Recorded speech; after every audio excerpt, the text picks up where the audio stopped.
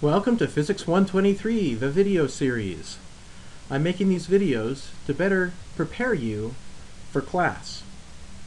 With your textbook plus these videos, I'm hoping that you will have the basics, the basic understanding you need to come and take full advantage of class time.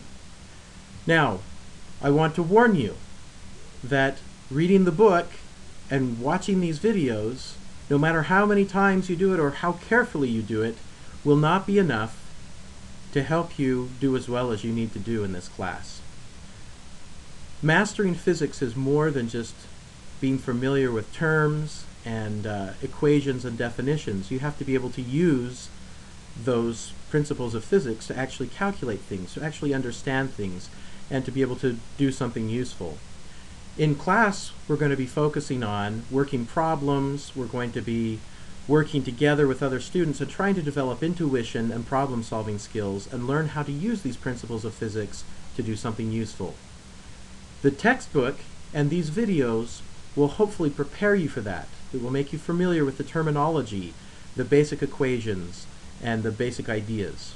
Alright, so don't think that I'm making these videos because the material in the videos is the most important part of the class. The most important part of the class are developing those skills of being able to actually work with this.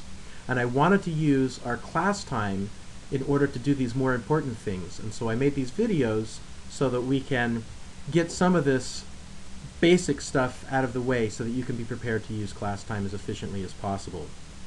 In this video, I'm going to give you an introduction to pressure. Now, what in the world is pressure? One of the best ways to understand something is to have an equation. Sometimes equations seem mysterious, but equations actually are a great way to communicate information. If you look carefully at them, they'll reveal a host of information. Alright, here's an equation that relates force to pressure. To understand what pressure is, I'll just solve this equation. Pressure is equal to force divided by area. So pressure is just a measure of the force applied per unit area. Why would I talk about pressure? Isn't it force that matters? Well, if I want to know how something accelerates, it's the force that determines how something accelerates. But first of all, it's not always the force that matters. For example, if a friend of yours came and leaned against your shoulder, you probably wouldn't mind too much. Maybe you don't like people to touch you, but it wouldn't probably be a very painful experience for someone to put their hand on your shoulder and lean up against you. Now, if they had a knife in their hand, it would be a totally different matter. What's the difference?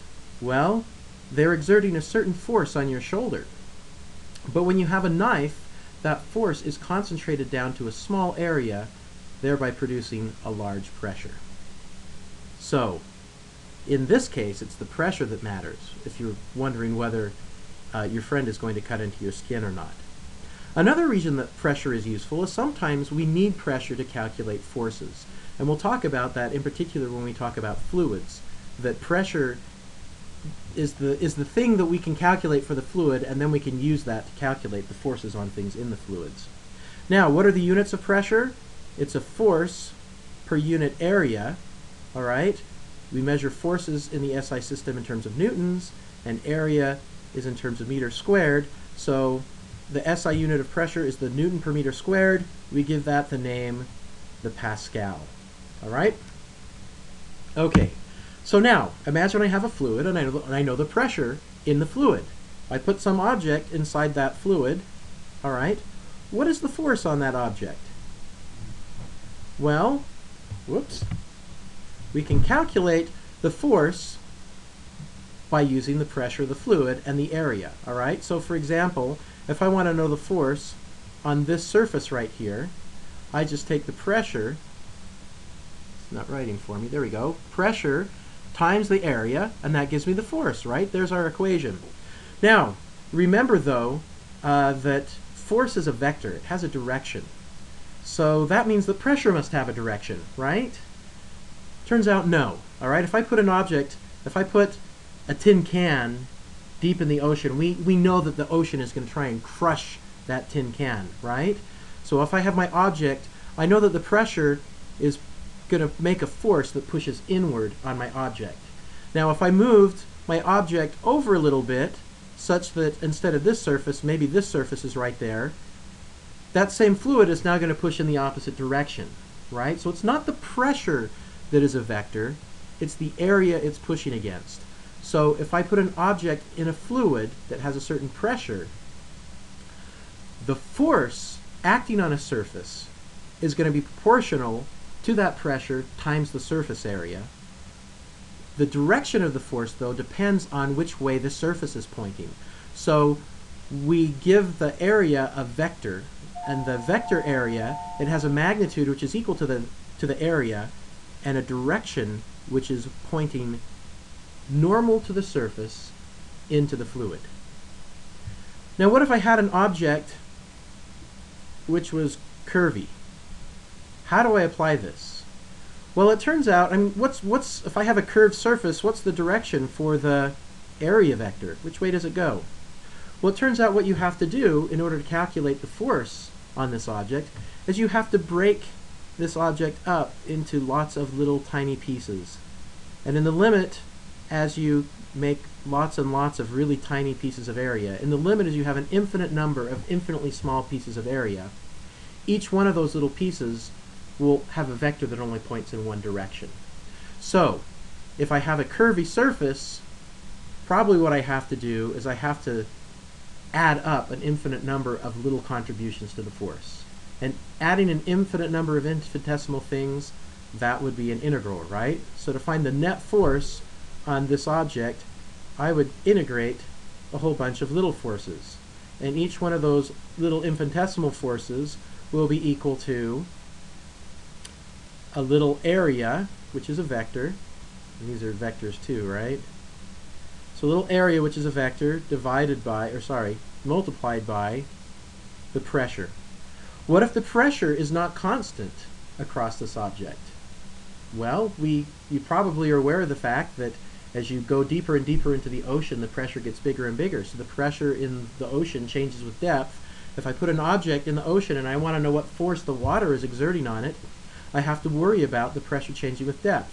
Once again, if I slice my object into little slices that have constant pressure across them, then I can find the total force by adding all of those little slices. All right, so here's the vector version of how to relate force to pressure.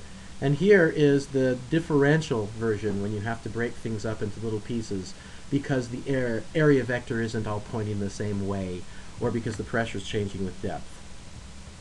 All right, another concept that we use very often when we talk about fluids is density, right? If I give you a brick, I could tell you this brick weighs so many kilograms, and then you would know what force it would take to accelerate it a certain amount and so forth. But if I told you to work a problem with water, you can't look up what the mass of water is, right? Because it depends on how much. All right, so if I want to know what the mass of water is, a certain container full of water would be, I have to know how much water there is, and then I need to know some property of the water. And that property we need to know is the density. The density we usually, well, in this class, we'll use a Greek letter rho to describe the density. And it's just equal to the mass divided by the volume, the mass per unit volume. So you take a bunch of water, you measure its mass, you measure its volume, you divide the two, and that will give you the density of water. All right? And so you can go and look up online what the density of water is, and then you can solve this to find the mass of a particular volume of water, right? And that's what density is. All right, now, I mentioned earlier that if I have a lake or an ocean or a cup of water or whatever, if I have some fluid under gravity, the pressure will increase as you move down. So here's a cross-section of some fictional lake, all right? At the surface of the lake, the pressure is just atmospheric pressure, right? The pressure of the air around you. And the pressure of the fluid, just right at the surface, it will be atmospheric pressure. How do I know that it's atmospheric pressure? Well, if the pressure just below the fluid were greater than atmospheric pressure, then this little piece of fluid, it would have a bigger force on the bottom than the top, and it would come flying out of the water. That's not happening, so I know that the pressure, just an infinitesimal depth below the surface of the water, is going to be the same as atmospheric pressure. But as I go down, the pressure increases. Why does the pressure increase? Well, let's in our mind, let's imagine I have a little cylinder of something. sitting in the water. All right? I didn't draw it very well, but let's imagine the cylinder has a constant cross-section. It's a perfect cylinder. All right? There are going to be forces acting on the cylinder, right? Gravity's pulling it down. If there's nothing but gravity, that cylinder is going to accelerate downward. All right? Well, instead of imagining a cylinder of steel or of wood or something else, let's imagine a cylinder of water. All right? If you go out and look at a lake, there's a cylinder of water sitting there, right? Just imagine in your mind. I'm going to draw a little line in my mind around this little piece of water, and that's going to be my cylinder. Okay, so I imagine this piece of the water. I'm going to treat it separately from the rest of the water. That's my cylinder. What is that cylinder doing? It's just sitting there, right? It's just floating. Why is it not accelerating downward? Gravity is pulling it downward with the force mg, right? So there must be some force pushing it back up to balance gravity in order to keep it from accelerating downward, to keep that column of water floating there, just sitting there. All right? Well, let's just do a free body diagram. What are the forces? I've got gravity pointing down. On the top of my cylinder, I've got a force, which is equal to atmospheric pressure times the cross-sectional area of my cylinder, right? I've got pressure pushing in on the sides, all right? But by symmetry, I was smart. I chose a cylinder, something with axial symmetry. So this force on this side is going to cancel this force on this side, and this force over here is going to cancel this force over here. So as you go around the cylinder, all of those forces are going to cancel out, so let's not worry about them. But then I've got a force at the bottom, which is going to be the pressure at this depth. So let's let this cylinder have a length h. So this is going to be the pressure at h times the cross-sectional area. All right? So my forces are, I've got a downward force, which is equal to mg, so negative meaning downward. Then I've got a downward force, which is the pressure at the top times the cross-sectional area. Then I have an upward force, which is the pressure at depth h times the cross-sectional area. And that all needs to add up to 0. I need to have 0 force so that this thing doesn't move. All right? So I can use this just by imagining the part of my water, treating it separately as the rest of the water, and looking at the forces on it. I can solve this, and I'll find that the pressure at depth h is going to be equal to mg divided by a, right, plus, so I've taken this to the other side and divided by a, mg divided by a plus p naught, right? So you see the pressure increases as the mass of my column increases, and the mass of my column increases as the volume of my column increases, which increases as I go deeper and deeper into the water. So what is the mass of my column? Apparently I can't write over there. So the mass of my column, it's just the density of water times the volume. But the volume of my cylinder is just the cross-sectional area times h. So I can come and plug this into my equation. This is m is just rho ah. So rho ah times g over a plus p naught. And the a's cancel out. Sorry, that canceled the wrong a. That a cancels with that a. And we get rho gh plus p naught. So the pressure at a given depth is just rho gh plus p naught. Okay, so we have derived the pressure as a function of depth. You should hopefully know how to do this. And if I give you a question, what's the pressure at a certain depth, you can just plug it into this equation. Not because you're blindly plugging things into equations, but because you know where this equation came from. Sometimes I'll have students who will confuse things and they'll accidentally think that rho looks kind of like a P, and so they plug in pressure. That is not a problem with recognizing letters. That's a problem with using an equation you don't understand. So make sure when you use this equation that you think this is where it came from, because it may or may not apply. What are the assumptions that we made? When could this equation not work? Well, for one thing, we assumed that the density of the fluid was a constant, right? We just look up the density of the water and it's the same everywhere. If I have a fluid which is compressible, like air, is denser near the surface of the Earth than it is up where the clouds are. All right, so I can't, if I tried to calculate how the pressure changed with depth in the atmosphere, I'd have the problem that the density changes as the pressure changes. All right, I'd have to take that into account. Water, it turns out, is fairly incompressible. So this is a pretty good calculation if we're dealing with water, trying to find how the pressure changes in a lake. But we assumed that density is a constant, that the fluid is incompressible. Did we assume anything else? Well, we assumed that the fluid is not moving, right? It's just static. We'll talk about what happens when fluids move in the next video, all right? Are there any other things that we assumed here? I'm sure there are. I'm not thinking of them right now. But the big one is making sure that the fluid is compressible. Oh, and the other one is assuming that gravity is constant, right? So that's probably a pretty good approximation for the oceans because they just sit on top of the crust of the Earth. Gravity doesn't change a whole lot from the top of the ocean to the bottom of the ocean. But there may be cases where this matters, all right? So know the assumptions in your equations, know the derivations so that you know how and when to use them. All right. Absolute versus gauge pressure. This is something that comes up just as a practical matter. As a physicist, usually I will deal with absolute pressure when I'm thinking in terms of physics theory.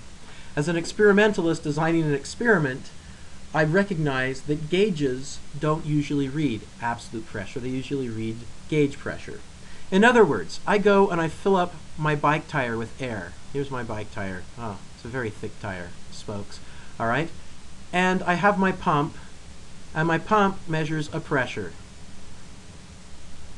When I go to fill up my bike tire the first time, it says that the air pressure in my bike inner tube is 0. But is it really 0? No, because it's at the same pressure as the atmosphere around it. Otherwise, the rubber would just be sucked together, right? Like a vacuum, all right? But if I just take it out of the package, I open up the stem a little bit, no air goes in and out, it's at the same pressure as atmospheric pressure. So my gauge reads 0 pressure, but it's not really 0 pressure.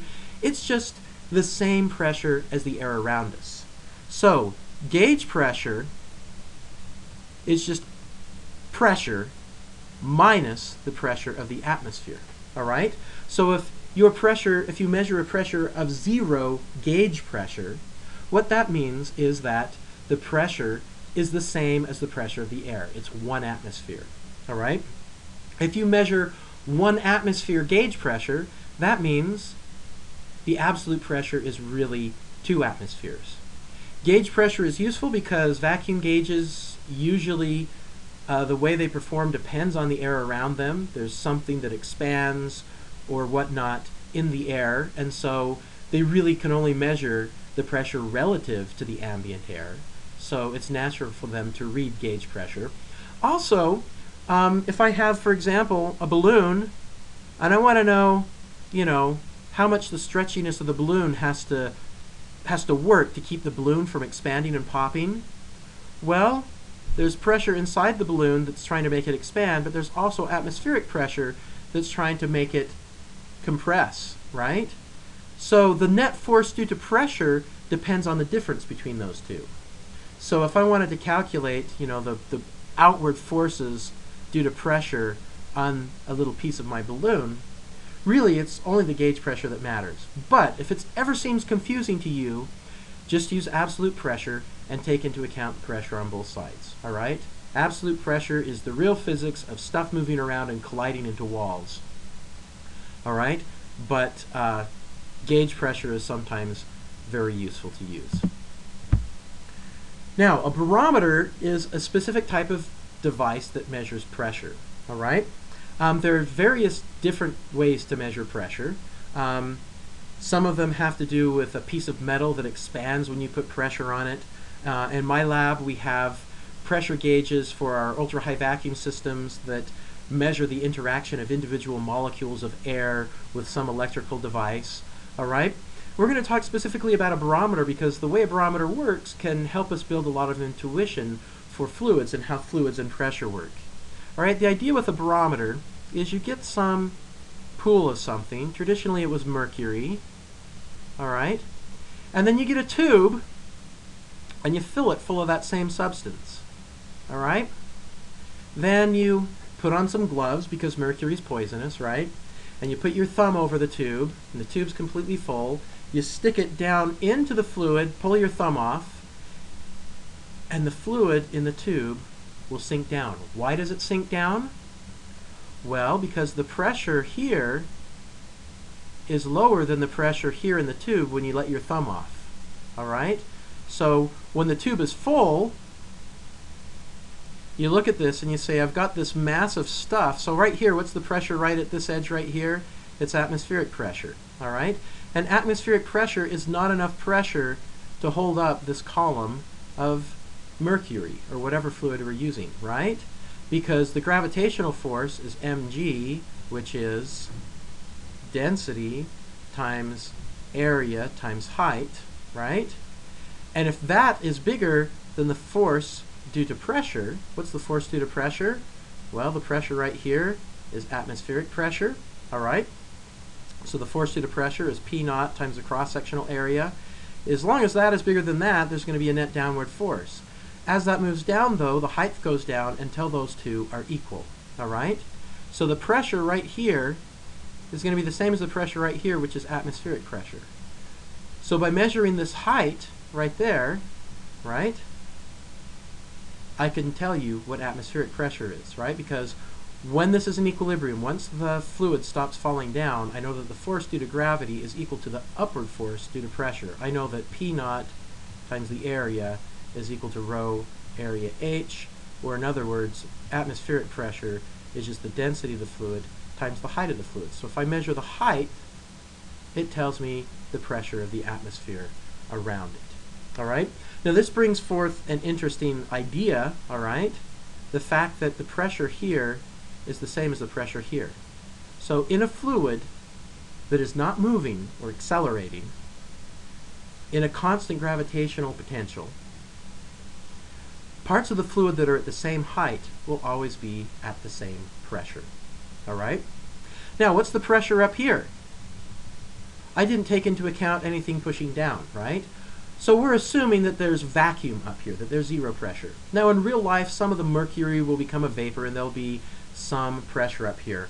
But typically, we neglect that. It's not a big enough pressure that we worry about it, and we pretend like that's a perfect vacuum, and we can measure the height and use that to find the pressure of the atmosphere. And that's how a barometer works. All right. Now, atmospheric pressure. Atmospheric pressure is 14.7 pounds per square inch in imperial units, or about 1.01 times 10 to the 5th newtons per meter squared, or 1.01 times 10 to the 5th pascals, all right? Or about 101 kilopascals, all right? Why is there atmospheric pressure? Why is there so much pressure here on the surface of the Earth? Well, because the atmosphere, it weighs, right? And so if you take the surface of the Earth, right, you've got the surface of the Earth, and then there's, all this atmosphere around it, right? And it's changing. The atmosphere gets less and less dense as you move up higher. But if we take this atmosphere, gravity's pulling this atmosphere down, right? And if I take the surface of the Earth times atmospheric pressure, that's the force that the Earth is pushing upwards to the atmosphere with. So if I take the surface of the Earth, all right, so the mass of the Earth, or of the atmosphere, times g, well, once again, I'm assuming that g is roughly constant over the entire atmosphere, right? So that's an assumption, an approximation. And if you look at the Earth from space, it doesn't look like this. The atmosphere isn't that big. It's a thin layer around the Earth, so maybe this is not such a bad approximation. If I take the mass of the atmosphere times g, that is the force pulling the atmosphere down. The Earth must be pushing back, right? And what's that pushing back with? Well, the atmosphere pushes on the Earth with a certain force. The Earth pushes back. What is the atmosphere pushing on the Earth with? It's just the pressure times the pressure at the surface of the Earth times the area of the Earth, all right? Now, if you look up the radius of the Earth, that just disappeared. If you look up the radius of the Earth, then what did we find? Then the pressure, atmospheric pressure, times the area of the Earth has to equal the mass of the atmosphere times g, right? So if you look up the radius of the Earth and calculate the surface area of the Earth, the sphere, plug in atmospheric pressure, divide by gravity, you can find how much the atmosphere weighs. You can find out how many kilograms of air is hovering around, stuck to the Earth in our atmosphere.